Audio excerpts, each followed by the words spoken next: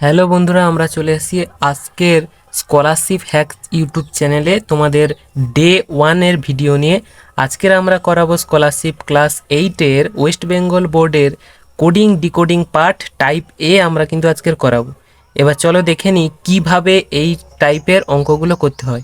এই টাইপের অঙ্কগুলো আমাদের করার জন্য প্রথমে আমাদের আগে ABCD এর অ্যারেঞ্জমেন্টগুলো জানতে হবে। চলো দেখে নিই ABCD এর অ্যারেঞ্জমেন্টগুলো কিভাবে রাখলে আমরা সহজেই স্কলারশিপের যে কোনো অঙ্ককে সহজেই করে ফেলতে পারবো। ABCD এর যে অ্যারেঞ্জমেন্টটা তোমাদের জানতে হবে সেটা হচ্ছে এ কে এর জন্য 1, বি 2, সি 3 এভাবে করে এম পর্যন্ত। এম হচ্ছে 13 নম্বর ঘরে রয়েছে, তারপরে 14 নম্বর ঘরটা কিন্তু আমি এখান থেকে শুরু না করে আবার এখানে নিচে লিখেছি 14 এন, 15 ও, 16 পি, 17 কিউ, এভাবে 26 জেড পর্যন্ত লিখে রেখেছি, কারণ এই সংখ্যাটা আমাদের লাগবে। এবারে আমরা চলো কোডিং ডিকোডিং সরাসরি শুরু করি। এবার প্রথম প্রশ্ন যে বলা আছে কোডিং ডিকোডিংয়ের, নির্দিষ্ট কোডে INK কে লেখা হয় KPM হিসেবে লেখা হচ্ছে, সেই নির্দিষ্ট কোড CAT কে কিভাবে লেখা হবে? তাহলে IN এবং কে কে কিভাবে লেখা হয়েছে না KPM। তাহলে আই কে আমরা এই ABCDতে দেখে নেব। আই কে আমরা দেখতে পাচ্ছি আই এর জন্য লেখা হয়েছে কে, তাহলে আই একটা ঘর ছেড়ে কে আছে। এন এন এনের একটা ঘর ছেড়ে পি, তাই জন্য পি লেখা হয়েছে। এবং কে কে যদি দেখি একটা ঘর ছেড়ে এম কে লেখা হয়েছে। তাহলে এইভাবেও আমরা এখানে যেহেতু ক্যাটকে করতে দিয়েছে CAT লিখে নিলাম। তাহলে সির জন্য কি লিখব?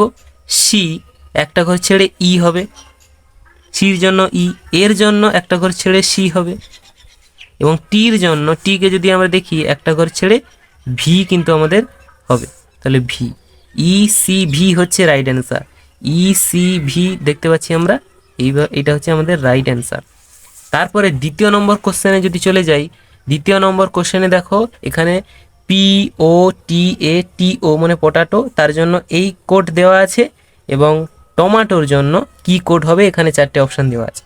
তাহলে আমরা প্রথমে দেখব যে দুই নম্বর প্রশ্নে পি প্রথমে চলে যায়, পি একটা ঘর ছেড়ে আর, ওর জন্য একটা ঘর ছেড়ে কিউ, টির জন্য আবার একটা ঘর ছেড়ে ভি হয়েছে, এবং এর জন্য একটা ঘর ছেড়ে সি, এবং টি জন্য আবার ভি, এবং ওর জন্য মানে দুটো একটা ঘর ছেড়ে হয়েছে। তাহলে আমরা টমাটোকেও সেইভাবে করব। যদি TOMATO এটাকে করি, তাহলে কি হচ্ছে, টির জন্য কি পাবো? একটা ঘর ছেড়ে ভি পাবো, ওর জন্য একটা ঘর ছেড়ে কিউ পাবো, কিউ লিখে দিই, এবং এম এর জন্য একটা ঘর ছেড়ে ও পাবো, এর জন্য একটা ঘর ছেড়ে সি পাবো, টি এর জন্য একটা ঘর ছেড়ে ভি পাবো, এবং ও এর জন্য একটা ঘর ছেড়ে কি পাবো? কিউ পাবো। তাহলে এই উত্তরটা যে অপশানে থাকবে সেটাই হবে আমার রাইট অ্যান্সার। ভি কিউ এখানে আছে, ও আছে, CVQ, এইটা আমাদের তাহলে সি হচ্ছে রাইট অ্যান্সার। এবং আমরা তার পরবর্তী কোশ্চেনে চলে যাব। পরবর্তী কোশ্চেন রয়েছে CHAIR, এটাকেও সেই একইভাবে লেখা হয়েছে, এটাও সেই দুই ঘর করে দেওয়া রয়েছে। যদি আমরা দেখি, কারণ আমাদের প্রশ্নটা পড়ে বুঝতে হবে দুই ঘর কি এক ঘর, সেটা আমাদের বুঝতে হবে, তারপরেই কিন্তু আমরা পরে এই প্রশ্নটা করতে পারবো। তাহলে সিকে দেখি, সির পরে কিন্তু এক ঘর ছেড়ে ই রয়েছে, আবার আরকে দেখো, আরকে দেখে এক ঘর পরে টি রয়েছে, মানে সেই একই নিয়মে রয়েছে। তাহলে টেবিলকেও আমরা সেই নিয়মে করব। যদি TABLE করি, তাহলে কি দেখতে পাবো? টির জন্য একটা ঘর ছেড়ে আমরা ভি করলাম, এর জন্য সি করলাম, বি এর জন্য ডি করলাম, এল এর জন্য আমরা এন করলাম, এবং ইর জন্য আমরা জি করলাম। তাহলে VCDNG মানে অপশান এ হচ্ছে আমাদের কারেক্ট অ্যান্সার। এবারে 4-এর দাগে যদি আমরা কোশ্চেনটা দেখি, তখন এখানে বলা আছে টিচার, TEACHER, এইটা দেওয়া আছে। তাহলে স্টুডেন্ট কি হবে? তাহলে স্টুডেন্টটাকে আগে লিখে নেব STUDENT।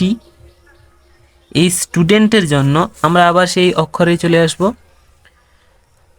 এস এস এর একটা ঘরের পরে ইউ আছে, তাই জন্য এস এর জন্য ইউ, টি এর জন্য ভি, আবার ইউ এর জন্য ডাব্লু, এবং ডি এর জন্য দেখো এফ হবে।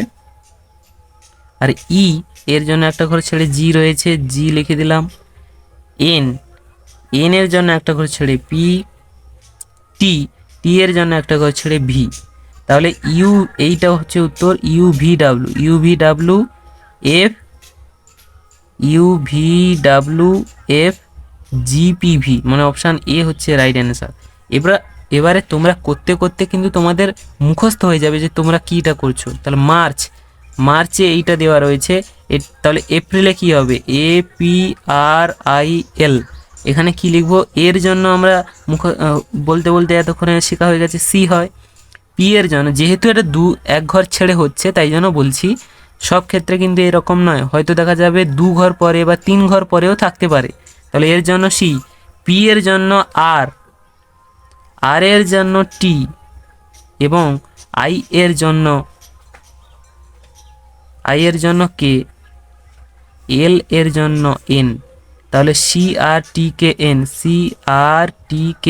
অপশান এ হচ্ছে রাইট অ্যান্সার। তাহলে আজকের ভিডিওটা এই পর্যন্ত।